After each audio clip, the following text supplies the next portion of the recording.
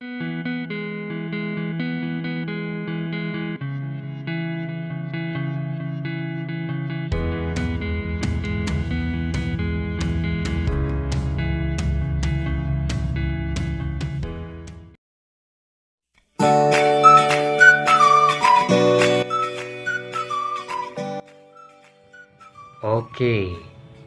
di video ini kita akan membahas beberapa kosakata, frasa, atau kalimat yang kita gunakan sewaktu kita hendak berbelanja dengan menggunakan bahasa Inggris.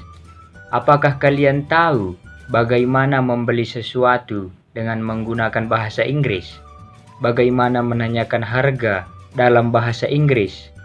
Apa-apa saja nama pembagian tempat di supermarket, dan sebagainya. Oke, mari langsung saja kita bahas. Ketika kita ingin membeli sesuatu, maka hal pertama yang harus kita tahu adalah apa yang ingin kita beli.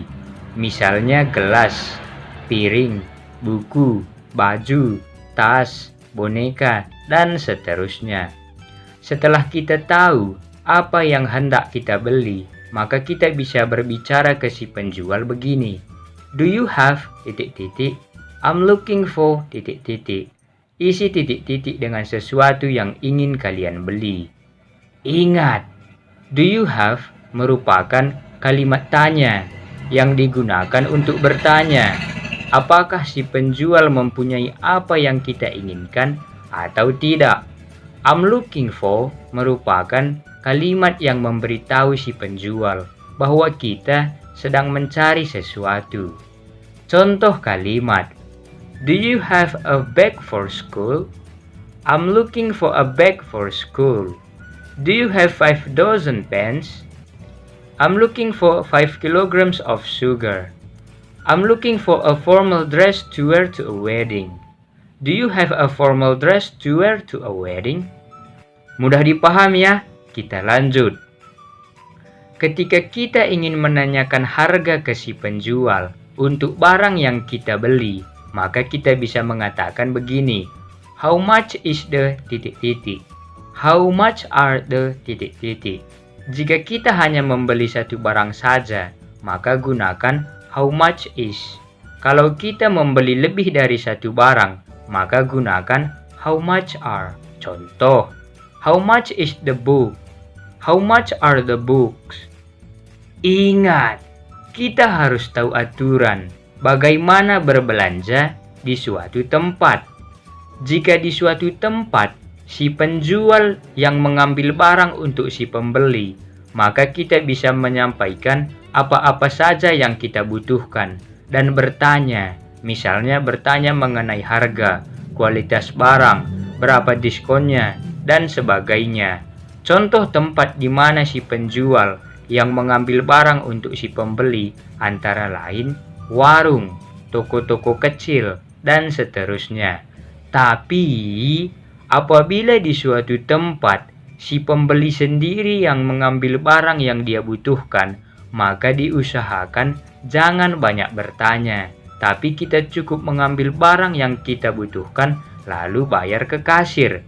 Contoh tempat di mana si pembeli yang mengambil barang yang dia butuhkan antara lain supermarket, mall, dan seterusnya. Mudah dipahami ya? Kita lanjut. Ketika kita melihat tulisan atau mendengar kata in stock, itu artinya tersedia, sehingga kita bisa membelinya.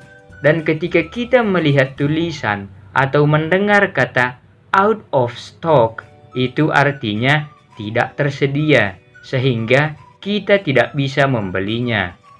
Contoh kalimat, check that your size is in stock. Lemon juice temporarily out of stock. We have several school bags in stock. School bag out of stock at the moment. The ones you see here are the last we have in stock. If you want, you could check our website. It might be possible to order it online. Mungkin banyak di antara kalian yang sudah sering mendengar kata sold out. Sold out merupakan sebuah phrasal verb. Sold out artinya telah terjual habis. Jadi, ketika kalian melihat atau mendengar kata sold out, itu artinya telah terjual habis. Contoh kalimat, tickets for the Kerasakti movie have sold out. Tiket film Kerasakti sudah habis terjual. Kerasakti merupakan sebuah film favorit saya semasa anak-anak dulu. Kalau film favorit kalian apa? Do you have it in a medium? I'm afraid we're sold out, but we do have the same style in brown. It's just over here. Kita lanjut.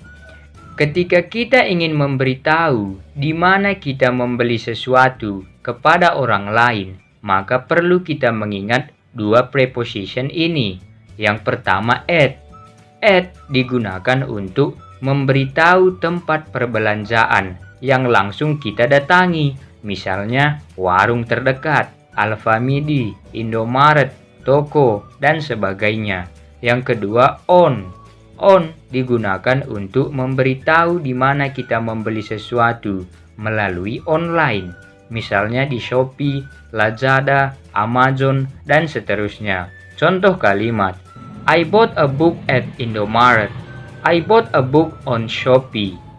Sewaktu kalian berbelanja, maka perlu kalian tahu apa bedanya for sale dengan on sale. For sale artinya adalah harga barang sesuai dengan harga sebenarnya. Tidak ada harga spesial.